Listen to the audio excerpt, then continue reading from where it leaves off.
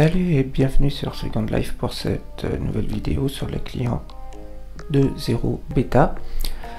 Et dans cette vidéo, nous allons aborder l'apparence avec la fenêtre d'édition d'apparence et un nouveau dossier qui est situé dans le panneau latéral et qui s'appelle Mon apparence.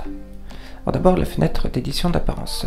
Pour y accéder, vous allez cliquer sur le menu Moi et sélectionner Mon apparence. Vous pourrez également survoler votre avatar, sélectionner le i et dans le petit panneau d'information la roue dentée Mon apparence, et également enfin vous pourrez cliquer droit sur votre avatar pour faire apparaître le menu contextuel et sélectionner Mon apparence. Là, je le sélectionne et j'attends un petit peu qu'ils veulent bien réagir. Ah non, je n'avais pas sélectionné tout simplement le gros nigo. Voilà.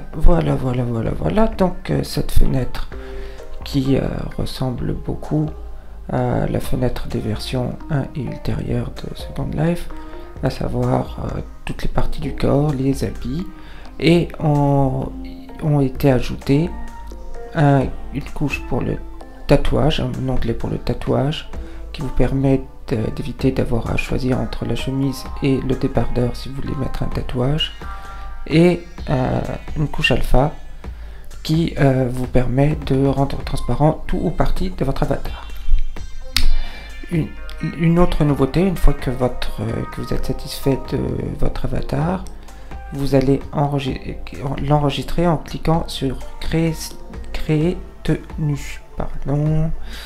Donc je le fais, j'amène la fenêtre au milieu de l'écran, je rentre un nom et je clique sur enregistrer. Là, je vais pousser la fenêtre d'apparence pour que vous voyez mieux.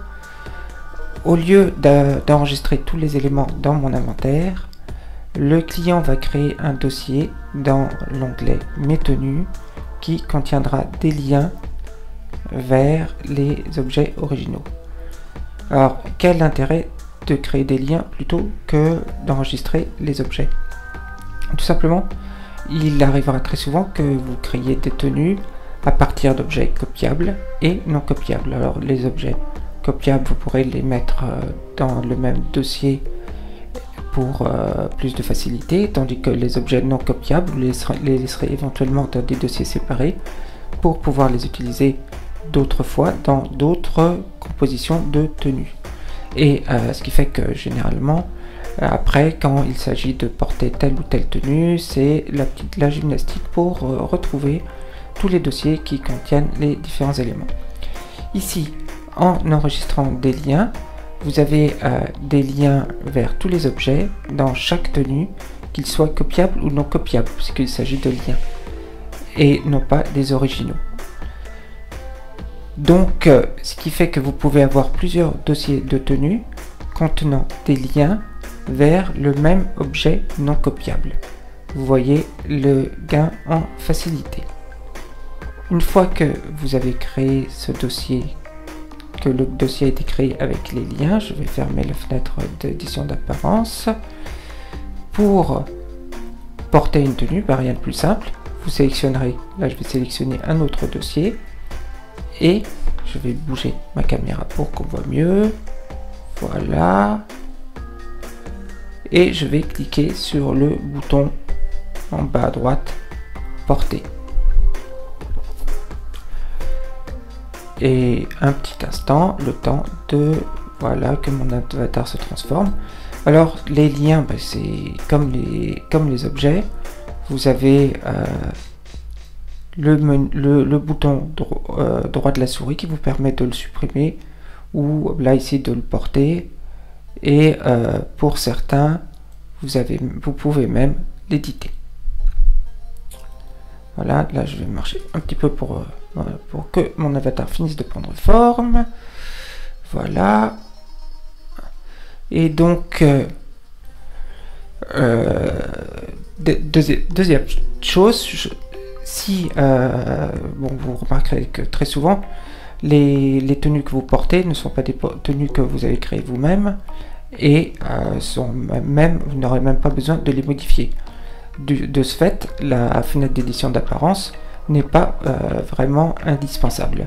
Pour simplifier les choses, donc du coup à ce moment-là, si vous portez des éléments d'une tenue qui vous plaît et que vous souhaitez l'enregistrer dans l'onglet Mes tenues, au lieu d'ouvrir la fenêtre d'apparence, vous n'en aurez pas besoin, vous cliquerez sur le bouton Enregistrer l'apparence comme tenue en bas de la liste des tenues pour faire apparaître toujours la même petite fenêtre dans laquelle vous saisirez le nom d'un dossier et vous cliquerez sur Enregistrer.